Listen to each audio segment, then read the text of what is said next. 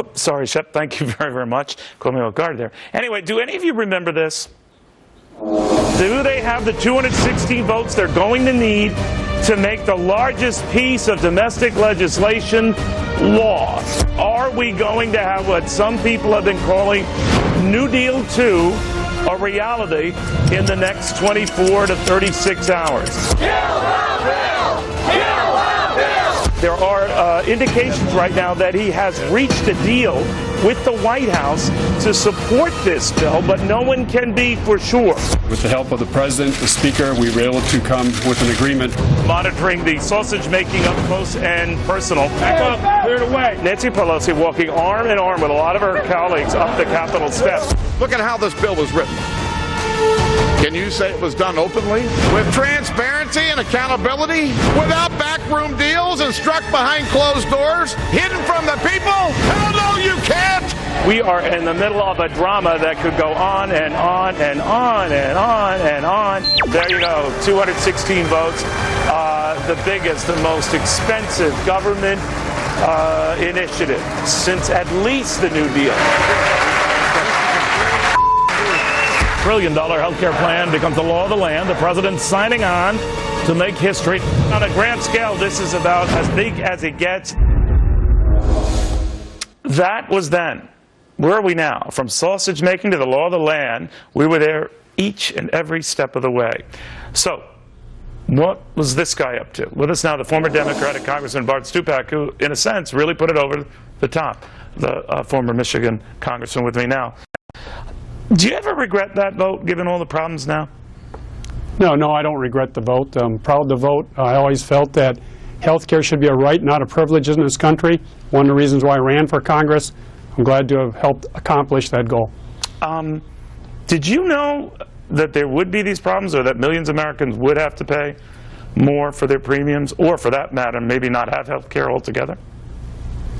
Well, there are going to be people are going to pay more, sure. I mean, the surtax on the health care bill alone in my congressional district, less than 0.1% has to pay any more. But yet I had 50,000 people in my district who were uninsured at the time who will benefit from this piece of legislation. So when you weigh the equities of it, those of us who can afford to pay a little bit more are going to pay a little bit more for our health insurance. Those who had nothing, who never had much hope or security, now have some underneath the Affordable Care Act. But that's very different with some of the surtaxes and other charges related to this. I understand what you're saying, Congressman, but do you think the President meant it when he said at the time, if you like your doctor, you can keep your doctor. If you like your health plan, you can keep your health plan? Because it seems now in retrospect, a lot of your colleagues knew that was impossible. Well, most people can keep their health insurance. It's really up to their employer whether or not they're going to keep it. What the President was saying, you can no longer have your insurance policy rescinded or terminated by the insurance companies. You no longer go bankrupt. You have to have a basic, essential plan. Everyone understood, at least the legislators understood, that there's going to be a basic plan that must have essential elements.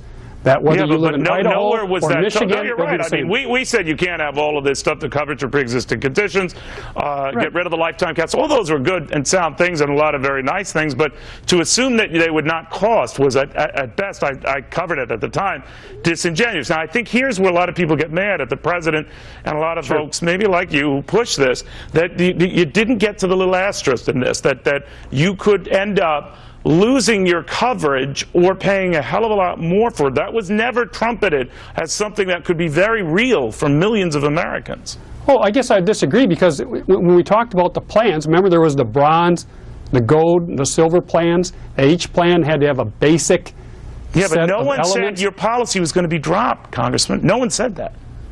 Well, if you can't, if you're the insurance company, and if you don't put forth a policy that has the basic human requirements for proper health care. No, I know what you're saying now. Why should you be selling health we insurance? said it then. No, we said it then. It is unrealistic to assume that people weren't going to get junked in their plans or pay a lot more for their plans. Sure. But do you think in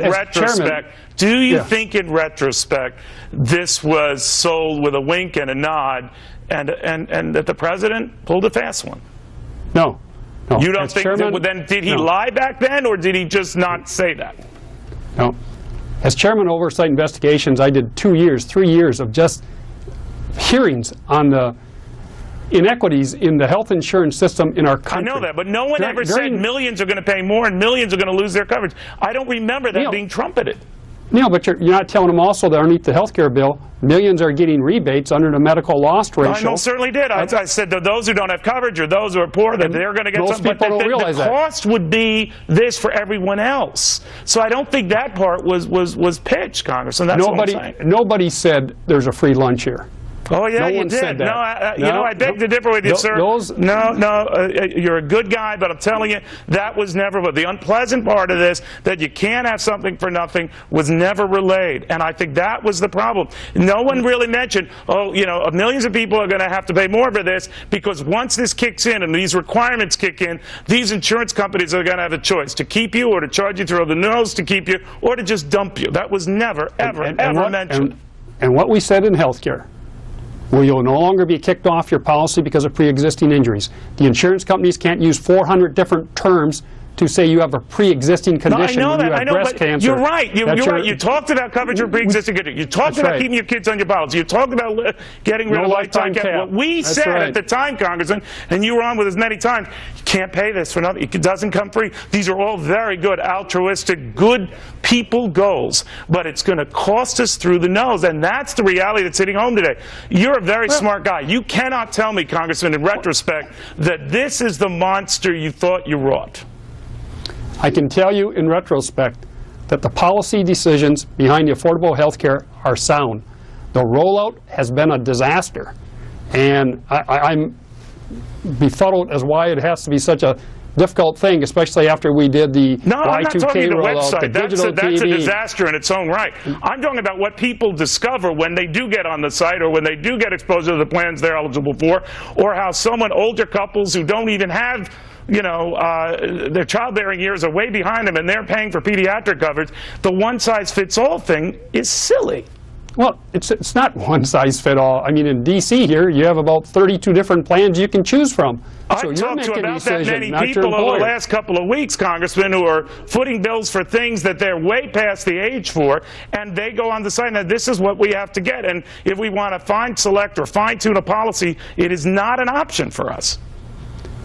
Well, I guess I'm going to have to disagree. I mean, even my state of Michigan, there's about 20-some different plans you can choose from. Millions of people are telling me this, Congressman. I read Millions of people are there.